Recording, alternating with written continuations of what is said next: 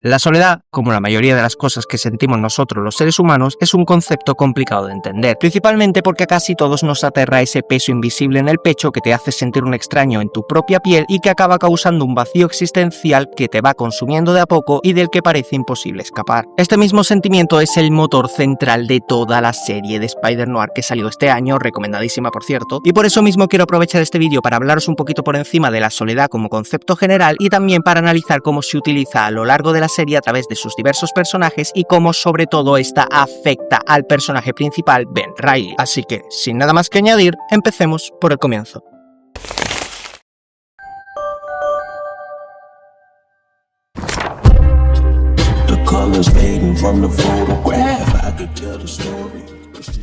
Como creo que es evidente, si quiero ponerme a hablaros a ustedes sobre la soledad, primero tendremos que analizar y explicar un poco por encima qué es este concepto exactamente. Así que voy a intentar explicarlo de manera simple. Por definición, la soledad es un estado emocional mental complejo que va bastante más allá de simplemente estar solo. Y para entenderla bien suele ayudar bastante el dividirla en dos caras que son bastante diferentes la una de la otra. Por un lado tenemos la soledad elegida o solitud, que básicamente es la soledad voluntaria y saludable que nosotros elegimos tener en ciertos momentos de nuestra vida simplemente porque necesitamos nuestro espacio. Por otro lado está la que describí un poco por encima en la introducción de este vídeo, que es la soledad no deseada o también conocida como el aislamiento, y es en esta en la que nos vamos a enfocar a lo largo de todo el vídeo principalmente. Y algo que quiero aclarar desde ya es que, aunque parezca contradictorio, este sentimiento de soledad es también necesario de la misma manera que lo es la solitud. Esto se debe a que sentirse solo es una señal de alarma de nuestro cerebro muy parecida al hambre o a la sed. Así como el hambre te avisa de que necesitas nutrientes, la soledad te avisa de que necesitas conexión humana, porque por si alguno lo olvidó, somos seres sociales. Y es justamente por este rasgo de que somos seres sociales que la soledad a día de hoy suele aparecer con más fuerza cuando cambia nuestro entorno, ya sea por mudarnos a una nueva ciudad, por cambiar de trabajo o de universidad, por pasar por cualquier tipo de duelo emocional o por el síndrome del nido vacío que en otra ocasión voy a explicar. Toma rima. También puede deberse a problemas de autoestima, el cómo nos vemos a nosotros mismos y de ahí a un millón de cosas más. Ahora bien, el verdadero problema recae en algo llamado el sesgo de la soledad. Y este concepto se puede resumir en el hecho de que cuando nos sentimos solos tendemos a volvernos hipervigilantes y entonces empezamos a interpretar las acciones de los demás y todo lo que nos sucede de forma negativa, lo que a su vez hace que calemos más hondo en el aislamiento. Esto mismo causa que la sensación de soledad se pueda terminar volviendo crónica y por lo tanto acabe teniendo un impacto real tanto en la salud física como en la mental al activar en el cerebro las mismas zonas que activa el dolor físico. ¿Veis por qué insisto tanto en tocar temas de salud mental en mis vídeos? Con todo esto ya explicado, podemos pasar de una vez a la serie de Spider-Noir, en la que varios personajes, por no decir prácticamente todo el elenco, tienen que afrontar esta sensación de soledad a su manera. Y como no quiero haceros perder más tiempo, vamos a pasar directamente al siguiente punto de este vídeo y a ponernos a analizar personajes.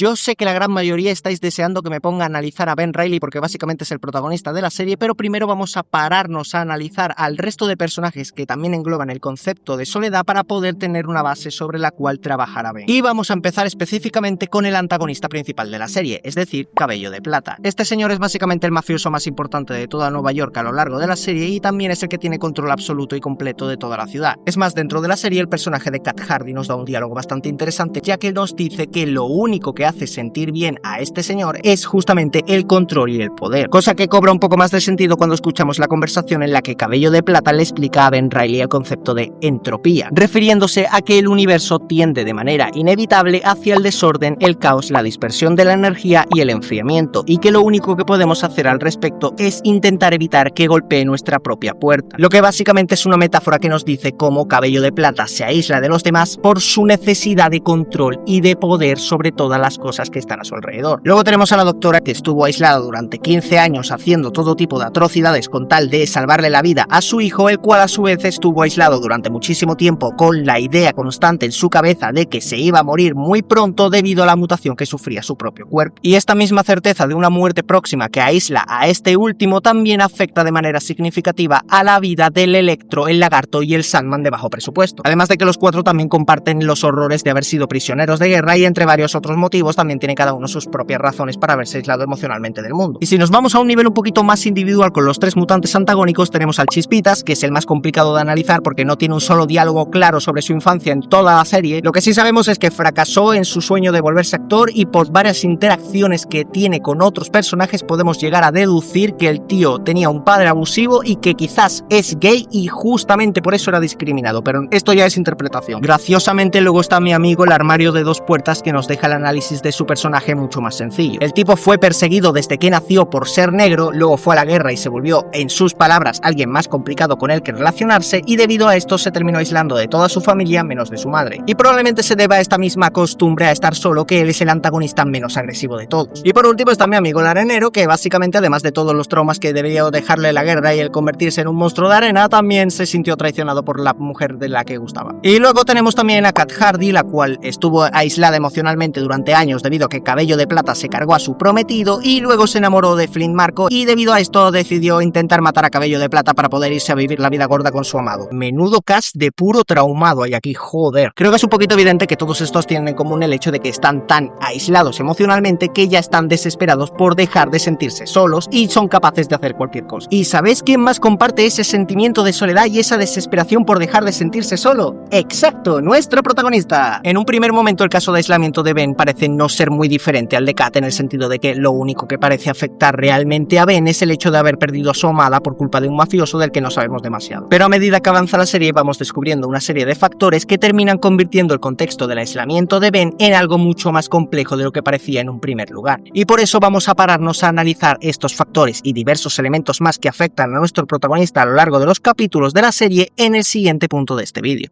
Antes de continuar con este vídeo os interrumpo un momento para decir que si os gusta mi contenido agradecería muchísimo que lo apoyaseis dejando un like en este vídeo y también un comentario diciendo qué es lo que más os gusta de mis vídeos y qué cosas podría mejorar. Ahora sí, os dejo continuar.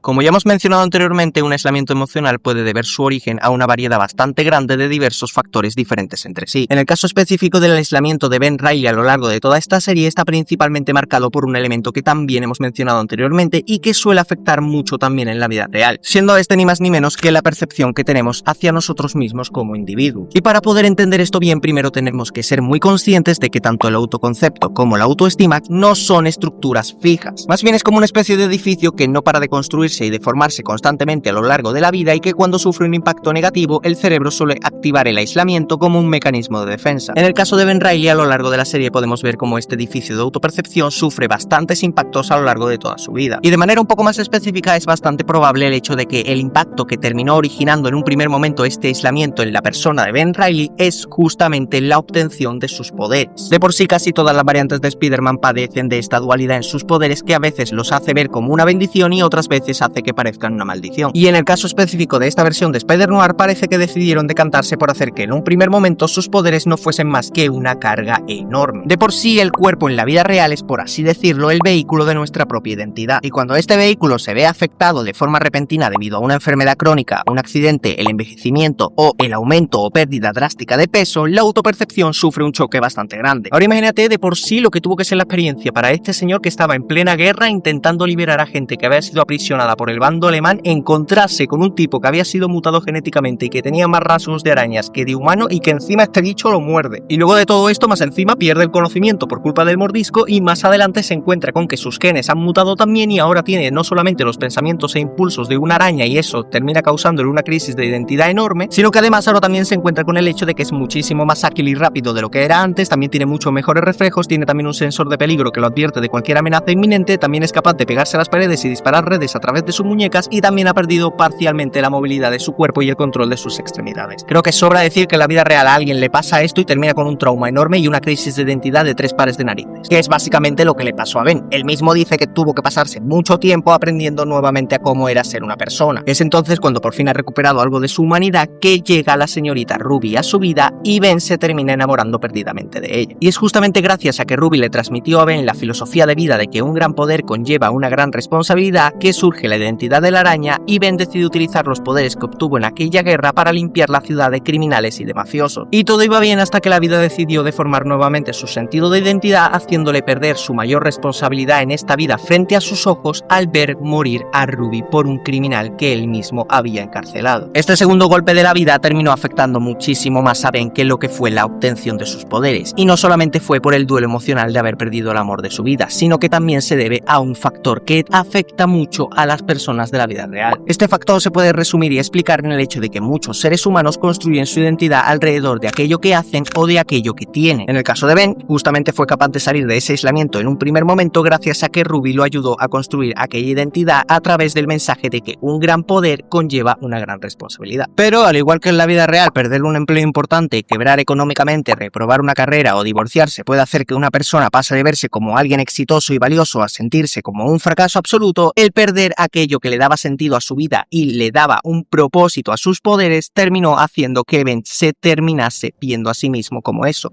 un fracasado. Y es justamente debido a esta idea de haber fracasado completamente en la mayor responsabilidad que había tenido a lo largo de toda su vida que Ben termina cambiando por completo la imagen que tiene sobre el alter ego que él mismo había creado. Es por esto justamente que no vuelve a ponerse el traje hasta que el Cabello de Plata amenaza con matar a su asistente, porque ya no lo mueve el hecho de que un gran poder conlleva una gran responsabilidad, sino simplemente se mueve ante la idea de que no quiere perder a más gente porque está harto de sentirse solo. Pero irónicamente, al no ser capaz de superar su duelo emocional y reconstruir una identidad nueva partiendo de la base que ya tiene como individuo, lo único que consigue Ben es aislarse cada vez más y autosabotearse constantemente al no parar de alcoholizarse y de echarle la culpa de todos sus problemas a la identidad de la araña. Y todo esto nos termina llevando de manera inevitable a analizar el impacto que tuvieron las figuras de Robbie Robertson y Kat Hardy en la vida de Ben Reilly en esta serie, cosa que analizaremos en el siguiente y último punto de este vídeo.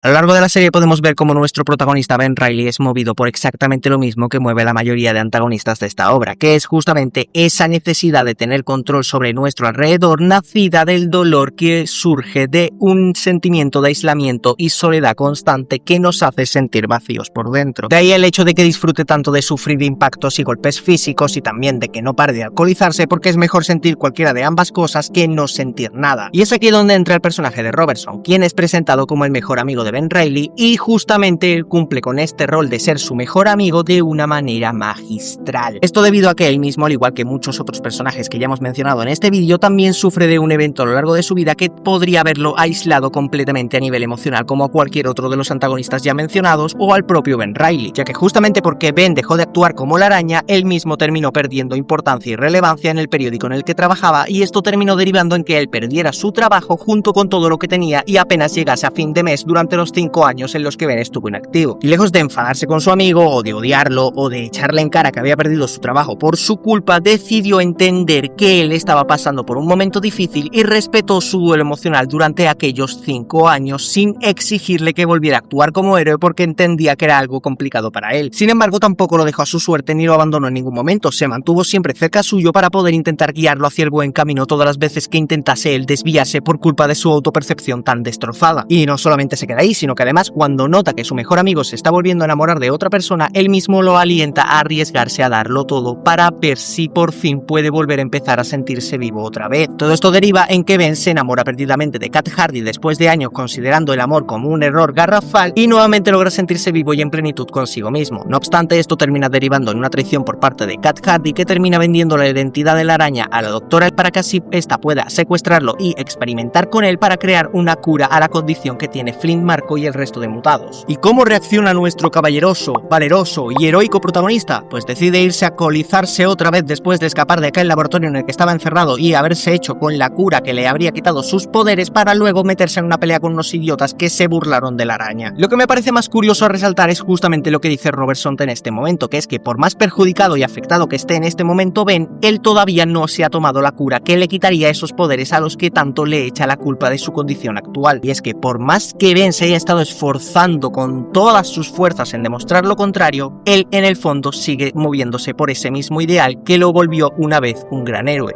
Y es que un gran poder conlleva a una gran responsabilidad. Y es por eso que Ben decide hacer lo correcto y salvar a los dos mutados que sí merecen la oportunidad de seguir viviendo sus vidas, en vez de simplemente quitarse toda responsabilidad que le pudiera quedar al eliminar sus poderes, ya que el mismo Robertson le ayudó a darse cuenta de que la identidad de la araña nunca fue el problema y justamente sus poderes lo hacían sentir bien en un pasado cuando actuaba como héroe porque hacía lo correcto y no solamente porque era feliz con Ruby, culminando así con esta constante búsqueda y huida de una identidad propia que lo desvinculara completamente de esa sensación de aislamiento que lo había estado atormentando durante 5 años, con un mensaje que resuena fuertemente con la frase que nos dan al principio de la serie en el primer capítulo: ¿soy una persona ordinaria? Sí. ¿Soy una persona extraordinaria? Sí. Soy ambas cosas y ninguna, pero no lo somos todos.